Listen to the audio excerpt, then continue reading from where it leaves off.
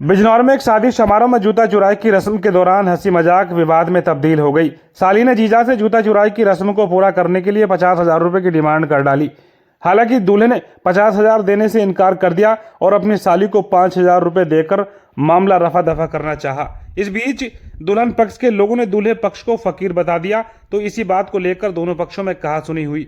बाद में दुल्हन पक्ष के लोगों ने दूल्हा पक्ष को घर में ही बंद कर लिया और पुलिस बुला ली। हालांकि दूल्हे ने दुल्हन पक्ष पर मारपीट का भी आरोप लगाया है। मामला थाने तक पहुंचा तो पुलिस ने दोनों को समझाने का प्रयास किया, लेकिन बाद में दूल्हा पक्ष को बिना दुल्हन के ही वापस जाना पड़ा। दोस्तों, मुस्लिम समाज की शादी की रस्म के दौरान जूता चुराई की रस्म को भी अहम माना जाता है। हालांकि ऐसा नहीं कि अगर जूता चुराई की रस्म ना हो तो शादी में बाधा पड़ जाएगी, लेकिन कुछ लोग पैसे के लालच में घर आए मेहमान को ठगने का भी प्रयास करते हैं और यही वजह विवाद में तब्दील हो जाती है। ऐसा ही एक मामला बिजनौर के नजीबाबाद इलाके के गांव गड़मलपुर से सामने आया है। गांव गड़मलपुर निवासी खुर्शीद की बेटी का निकाह देहरादून में सैलून चलाने वाले मोहम्मद साबिर से तय हुआ था। शनिवार को निकाह के बाद शादी की रस्में चल रही थी कि इसी दौरान जूता चुराई की रस्म में विवाद हो गया। बता दें कि साली ने जीजा से जूता चुराई में जूता वापस देने के एवज में 50,000 रुपए की रकम मांगी, तो दूल्हे ने देने से इनकार कर दिया। हालांकि दौरान दुल्हन पक्ष के लोगों ने दूल्हे को फकीर बोल दिया।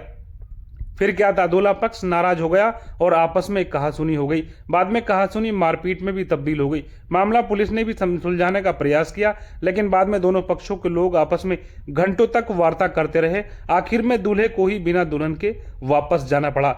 बता दें कि दूल्हे ने बाद में दुल्हन को तलाक दे दिया और अपनी बारात लेकर वापस चला गया। दोस्तों, जागो इंडिया टीवी आपसे अपील करता है, शादी विवाह में कुप्रथा पूरी करने में आपसी संबंध खराब न करें। जैसे दहेज समाज में कुप्रथा मानी जाती है, वैसे ही जूता चुराई की रस्म को भी सामाजिक लोग कुप्रथा की तरह ही मानते हैं।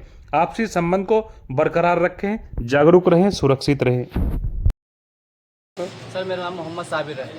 क्या मामला है? सर, मैं शादी थी मेरी आज, मैं इनके घर आया था और जो चोटी सहरा होता है ना सर, वो सलामी, मैं उस पर गया तो साली ने 50,000 मांगे, तो मैंने उनको 5,000 रुपये दिए।